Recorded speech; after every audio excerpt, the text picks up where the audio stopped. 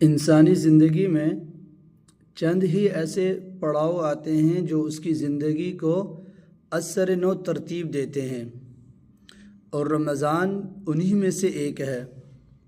یہ ہر سال آ کر دل میں ایک سوال جگاتا ہے کہ آپ کے ایمان کا کیا حال ہے۔ ایمان بھی سینوں میں اسی طرح پرانا پڑ جاتا ہے جیسے لباس جسموں پر پرانا ہو جاتا ہے۔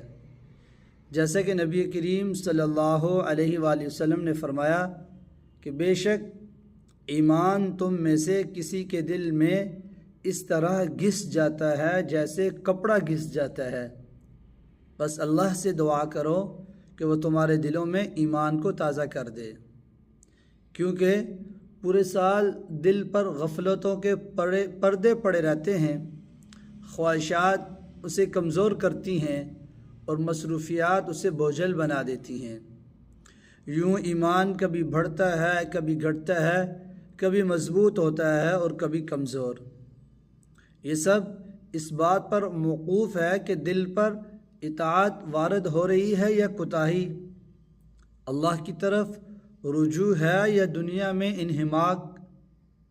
یہاں تک کہ دل کو ایک ایسے موسم کی ضرورت پڑتی ہے جو اسے دوبارہ سنبھالے اور ایمان کی بنیادوں کو مضبوط کرے۔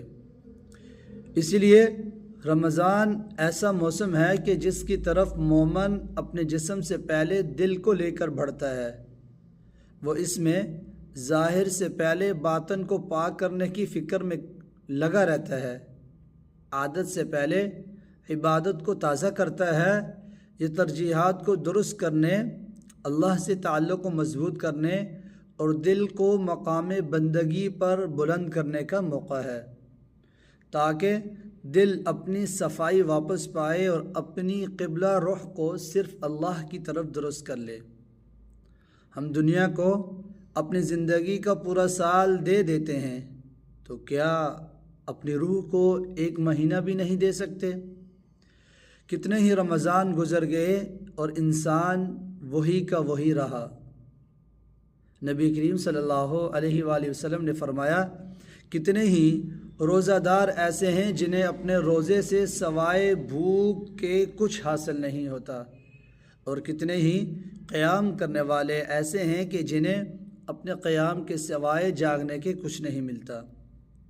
حقیقی محروم وہ ہے جو رمضان سے اسی حال میں نکلے کہ جس حال میں داخل ہوا تھا۔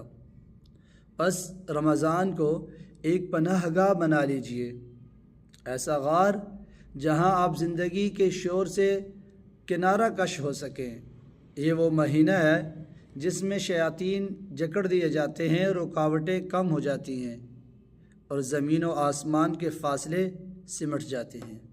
اس کی طرف اپنے قدموں سے پہلے اپنے دلوں کو بڑھائیے، شاید اللہ اپنی رحمت آپ پر پھیلا دے، آپ کے معاملات میں رشد و ہدایت عطا فرمائے اور آپ اس سے ایک نئے لباس کے ساتھ نکلے، ایک ایسا لباس جو دل کو بھی ڈھانپ لے اور وہی آپ کا حقیقی عید بن جائے۔